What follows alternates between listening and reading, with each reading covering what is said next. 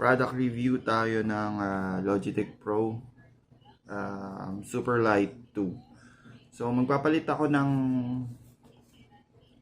mouse ngayon. Actually, yung mouse ko dati is, yung current mouse ko ngayon is yung G502X Plus. Pero ang problem ko dito is yung scroll niya kasi is kusang gumagalaw. I've had this for like 4 months na. I bought it for like 160 something, 140. I don't even remember anymore.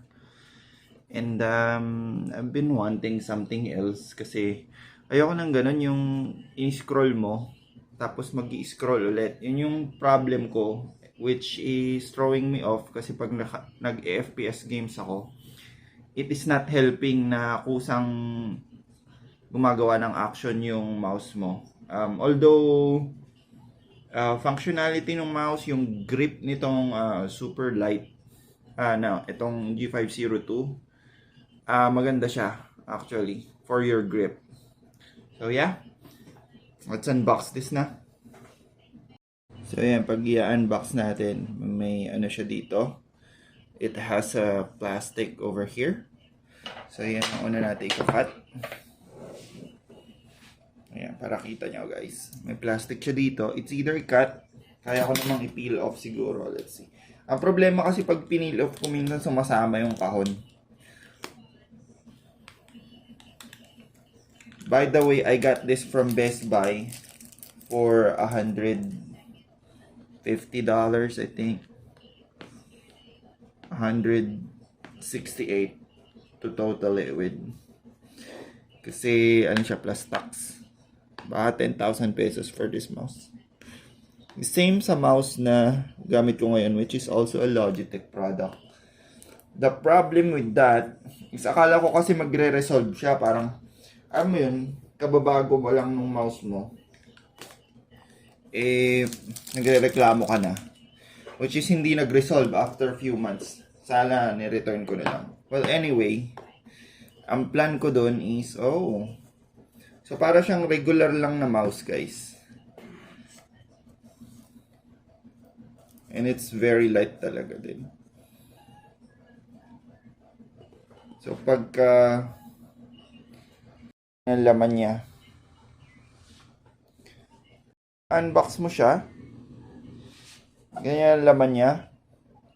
So from there, yun yung box, and then ayan, yan na siya, power play. Pinalitan mo ng magnetic. Let's see kung anong nasa loob nito.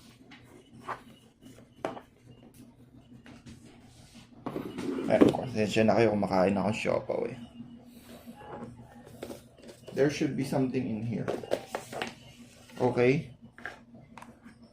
This should be the dongle na we will use. This is the dongle that we will use. In charger niya. I'm not gonna need this anyway, but I'm gonna bring it out kasi I love USB-Cs. Cover na natin siya. Yeah. Ang ganda. Ang sarap sa kamay. Yung size comparison ng mouse, ayan siya. So pag hinawakan ko to, flat lang siya. And it feels like a regular mouse. But it glides. It glides good. This one, it glides good. Pero ang feel niya is parang yung Razer na yung ergonomic din yan. Maganda naman yung pakiramdam na nagpi-play ka with this. But let's see how this one works. Kasi ito parang, ito yung problema ko eh. Itong scroll na to, kusang gumagalaw. This one, I don't know. Let's see kung may problema pa rin ganun. Pala yung binili kong siopaw sa sa Asian store. Goldilocks. Wala kasing dito lang Goldilocks dito sa USA. Sa Illinois. Pero may mabibili kong siopaw na papainit mo na lang. Ang top. Tingnan natin yung connectivity nitong mouse kung gaano kadali. So, yun nga yung problema ko dito sa G502X. Like I said, G502X na authentic to ng Logitech. I bought this for like 130 plus. Last Christmas. Hindi Christmas eh. Like months ago, andito pa si mama na. Well, let's see kasi tatanggalin ko tong battery. And I'll put it dun sa magnetic kasi to. It matches my magnetic charging dock. This one. Tingnan natin kung gaano kadali yung connection. Kasi meron ako nito. Dyan lang siya nakakonect ko. And it responds very well. Tingnan natin. Wait lang, iko-connect ko na siya. O pala siya turn on. I-peel off na natin. Gusto ko nagpipeel off ng ganito eh.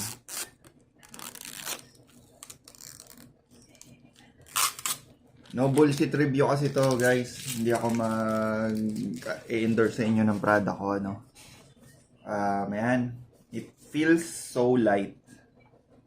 Tanggalin din natin yung power play. Yung magnetic charging ko is generic one. Generic lang siya. Wala siyang kahalong purely meant for charging lang naman siya. Ayan. So ililipat ko siya dito sa 502 ko. And it fits very well. This one yung charger niya. Sige, ganyan ko lang.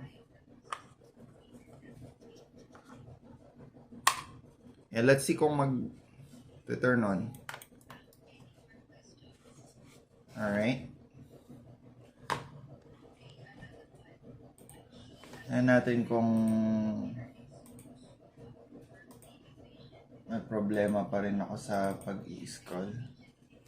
Oops, wala na akong problema sa pag-i-scroll guys. Tingnan nyo. Dati pagka okay. Hindi na ako mapapa-weapon swap ng hindi inaasahan. Hindi na ako mapapa-weapon swap ng hindi inaasahan. So yeah, I think good ang product na to. And, so far, pag nag-click naman ako, responsive naman. Madaling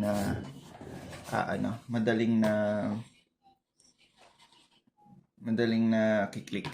And yeah, sana nagustuhan nyo yung product review ko and unboxing. Sorry ako, hindi ako magaling sa ganito. Gusto ko lang makita nyo kung anong itsura ng Pro Super Light in Tagalog. Kasi minsan nakakaano pag English. So, another clip. Bago ko i-close yung video, tingnan nyo yung size comparison. By the way, ang feel nung Super Light 2, mas masarap siyang hawakan kaysa dito sa ergonomic. Ergonomic to, pero I feel like masyadong pambata. So, ipapamana ko na naman to sa aking pamangkin. And yeah, ito ang size comparison.